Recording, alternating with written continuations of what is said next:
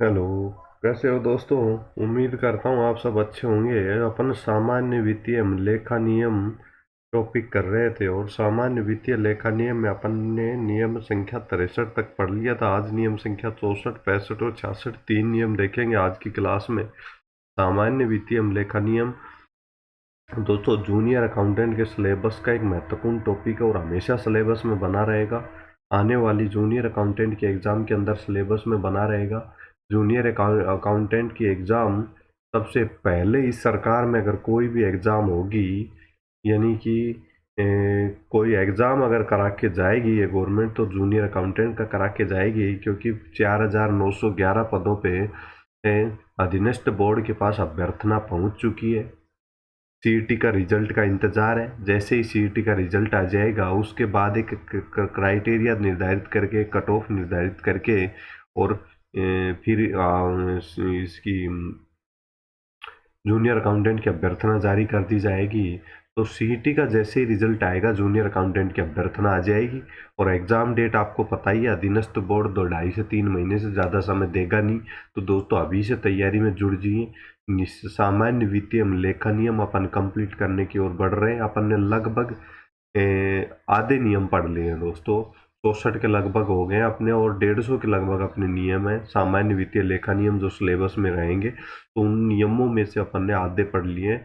तो दोस्तों नोट्स बनाते चलिए, एक एक क्लास देखते चलिएगा। और अपन सामान्य वित्तीय लेखा नियम जैसे ही कंप्लीट होगा अपन नया कुछ प्रारंभ करेंगे। जूनियर अकाउंटेंट के सिलेबस का ही प्रारंभ करेंगे हाल फिलहाल, और किसी के लिए तैयारी प्रारंभ नहीं करेंगे। तो दोस्तों अब अपन आगे देखते हैं।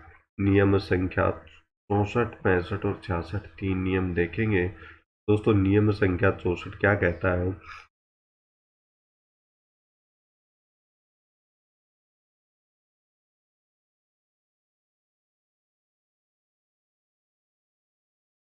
नियम 64 कहता है दोस्तों कि कोई अधिकारी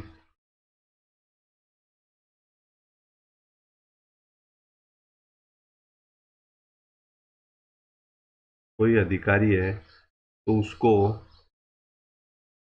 किसी विभाग का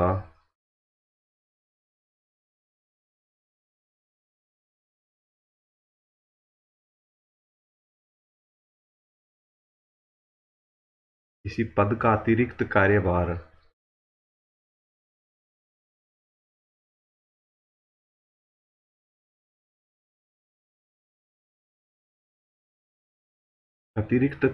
दे रखा है किसी पद का, तो दोस्तों उस पद की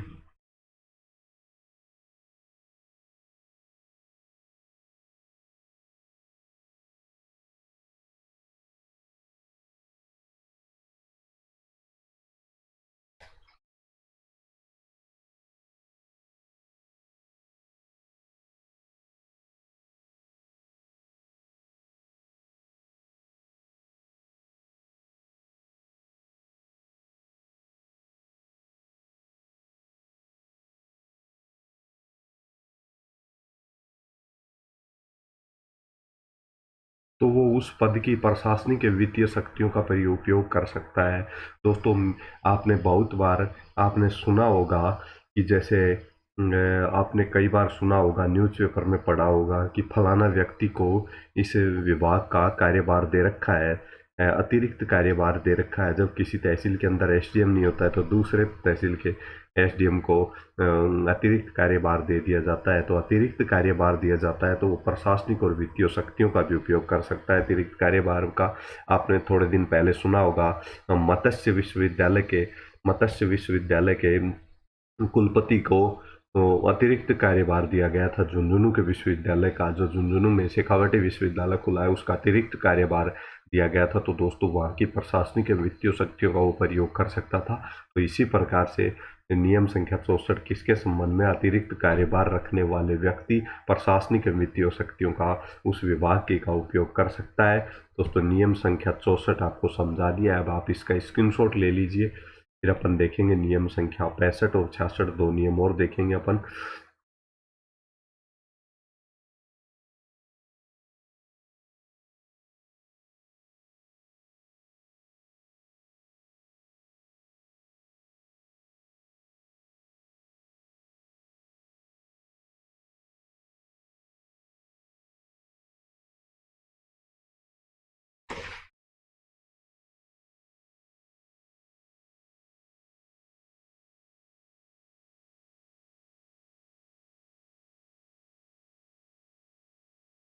दोस्तों अब अपन देखेंगे नियम संख्या 65 क्या कहता है। नियम संख्या 65 कहता है निम्न मामलों में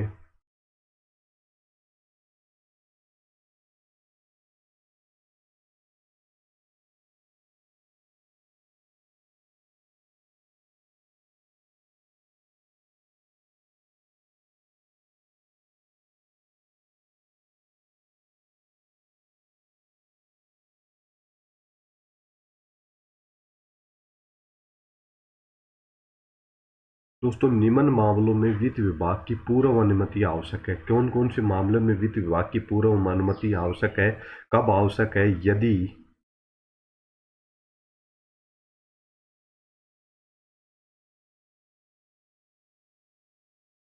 यदि वित्त विभाग द्वारा जारी आदेश से भिन्न हो।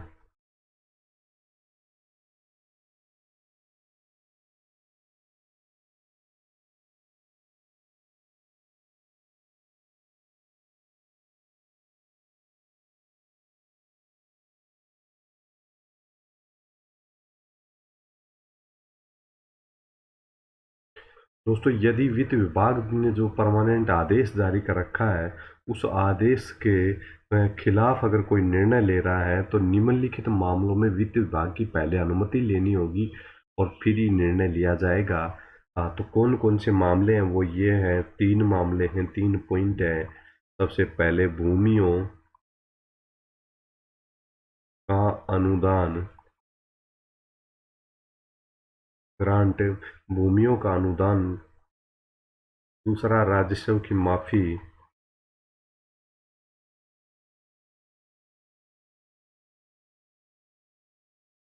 और तीसरा अन्य कोई रियायत देनी है तो।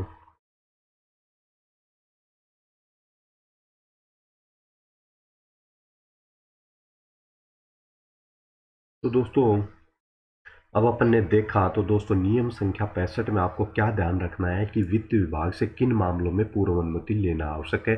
तो 3 पॉइंट याद रखने। कोई भी रियायत देंगे तो वित्त विभाग से दूसरे विभागों को अनुमति लेनी होगी। राजस्व की माफी करता है तो वित्त विभाग से अनुमति लेनी होगी। और भूमि अनुदान के रूप में किसी को भूमि दी जा रही है, तो उनको उसके लिए भी भूमि अनुदान, राजस्व, अन्य कोई रियायत है उसके मामले में यदि आदेश जारी किए जा रहे हैं और वो आदेश वित्त विभाग द्वारा जारी आदेश से अलग है, वित्त विभाग ने जो आदेश जारी कर रखा है, नियम निर्धारित कर रखे हैं, उनके अलावा अगर उससे अलग है, तो पूर्व अनुमति लेकर के ही ऐसा आदेश जारी इन तीनों मामलों में किया जा सकता है। तो आपसे पूछ सकता है किन मामलों में वित्त विभाग की पूर्व अनुमति आवश्यक है। आपको ऑप्शन में देख सकता है भूमियों का अनुदान, राजस्व की माफी, अन्य कोई रियायत, उपरोक्त सभी। तो सभी में आवश्यक है। तो ऐसे नियम संख्या 65 किसके संबंध में है पूछे तो आप बता सकते हैं वित्त विभाग के पूर्व अनुमति लेने के संबंध में है, अन्य कोई आदेश देने से पूर्व। और दोस्तों आज की क्लास का अपन अब अंतिम नियम देखेंगे।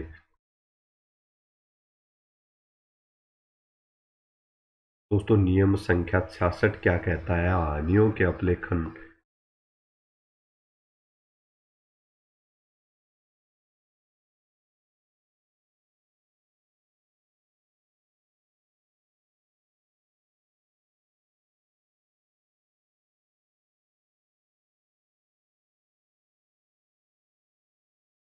अपलेखन की जो भी स्वीकृतियां हैं, उनकी सूचना किसको भेजी जाएगी? महालेखाकार को। उसकी सूचना महालेखाकार को भेजी जाएगी। दोस्तों ये नियम संख्या 66 बिल्कुल छोटा सा नियम है कि अपलेखन के संबंध में महालेखाकार को अपलेखन की जो स्वीकृतियां दी गई हैं कि ये हानियां हैं, इनको अपलेखित कर दिया जाए, खातों से समाप्त कर दिया जाए, तो इसके संबंध में सूचना महालेखाकार को भेजी जाएगी। तो नियम संख्या आज अपन ने देखा 65, 66 और 64। दोस्तों नियम संख्या 64 किससे संबंधित था? आप एक बार मनन कीजिएगा। नियम संख्या 64 किससे संबंधित था? नियम संख्या 64 अतिरिक्त कार्यभार से संबंधित था। अगर अतिरिक्त कार्यभार किसी अधिकारी या कर्मचारी को दिया गया है, तो वो उस पद के वित्तीय एवं प्रशासनिक शक्तियों का क्या करेगा? उपयोग करेगा। नियम संख्या 65 क्या कह रहा था? नियम संख्या 65 कह रहा था निम्न मामलों में वित्त विभाग की स्वीकृति आवश्यक है। कौन कौन से में? भूमि अनुदान में, पहला पॉइंट। दूसरा पॉइंट, राजस्व की माफ़ी में और अन्य रियायत के मामले में अगर कोई भी विभाग रियायत देता है किसी को या राजस्व की माफ़ी करता है, तो अगर उसका आदेश जो जारी कर रहा है वो वित्त विभाग से भिन्न है तो वित्त विभाग से स्वीकृति लेनी होगी पूर्व। और अपलेखित करने वाली स्वीकृतियाँ अगर जारी की गई हैं तो उनके संबंध में महालेखाकार को सूचना 66 में भिजवाएंगे, नियम संख्या 66 में। आज की क्लास में इतना ही दोस्तों। जैसे ही अपना सामान्य वित्तीय लेखा नियम कंप्लीट होगा दोस्तों, लगभग अपने आधे सामान्य वित्तीय लेखा नियम जूनियर अकाउंटेंट के सिलेबस के कंप्लीट कर लिए।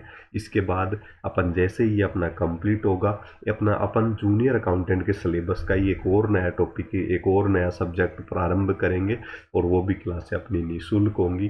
धन्यवाद दोस्तों, आज की क्लास में इतना ही। जैसे ही दोस्तों मेरे को 10 दिन 15 दिन बाद समय मिलेगा तो मैं आपकी क्लासों के टाइमिंग में और अतिरिक्त क्लास लेने का भी प्रयास करूंगा। धन्यवाद दोस्तों।